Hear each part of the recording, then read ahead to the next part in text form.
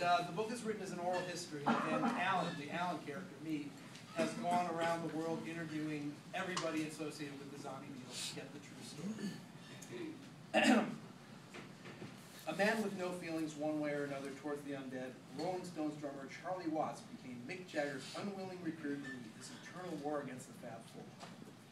Frustrated with his role in various fracases, Charlie was more than willing to discuss with me the most memorable of his forays into zombie hunting after a Charlie Watts orchestra rehearsal at Resident Studios in London in March of 2007. Charlie Watts. Mick was always good at sniffing out the undead, so it took us a grand total of 90 minutes to track down the Beatles. They were all together hanging out at Ronnie Scott's Jazz Club. After the bloke at the door let us in, we took a couple seats by the bar. I looked at the crowded club and asked Mick, "What are you going to do, mate? Attack in front of all these people?" Mick says, no, I don't want any civilians." I said, "What about me? Don't you want me to not get hurt?" Mick said, "Don't be a baby." That's all he said, none too reassuring. When the set ended, much of the audience headed to the exit and Ringo went off to the loo. Mick said, "Guard the door, Charlie. Don't let anybody in, don't let anybody out. It's time to take out the trash." I said, "Take out the trash? What the fuck are you talking about? Take out the trash." He said, "I'm taking out Lennon, McCartney, and Harrison. Sure, they're brilliant musicians, and sure, they put British bands on the map, which will help our guns' career. And sure, they're clever, and they're handsome, and they're out and out cool, but they're zombies, thus they're trash. Get it?"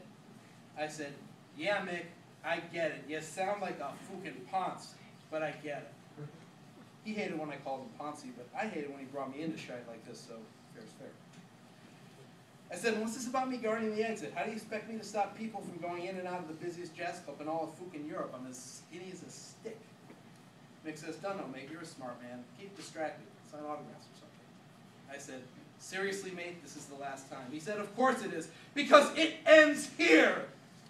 He was always saying, "It ends here," and it never ended here.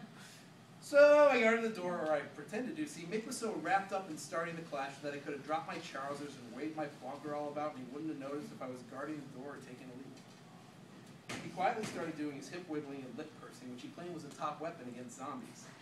John must have had a sixth sense about that sort of thing, though, because he was up and in defense mode within seconds. When he saw it was Mick, he started laughing, then tapped McCartney on the shoulder and said, "Oi, Paulie, look who's here." Paul turned around and laughed so hard that he spit a mouthful of scotch and coke. He said, "Ooh, Mick's back. Give us a kiss, love." And then McCartney blew him a smooch. Mick said, "For you, McCartney, a kiss by any other name is the kiss of death." George said, "Christ, Mick, you sound like a fucking Ponce." I yelled out, "That's what I said." Ringo came out of the water closet and yelled back, "Right, good one, Charlie. How's it going, mate?" I said, "Great, Rings. Heard Ludwig sent you a new snare drum. How's it working out?" Ringo said, "Love it, just love it." Then Mick said, "The lot of you, shut up! On this ground, on this hallowed ground of this hallowed music venue, right here, right now, right this minute, I declare a battle to the death. Mortal versus zombie, hunter versus hunted. Stones versus Beatles." Ringo did some ninja thing and magically appeared behind Mick and said, in a most excellent Mick impression, "Your powers are useless against ninja lords, oh great zombie hunter. Surrender or feel the sting of the shuriken."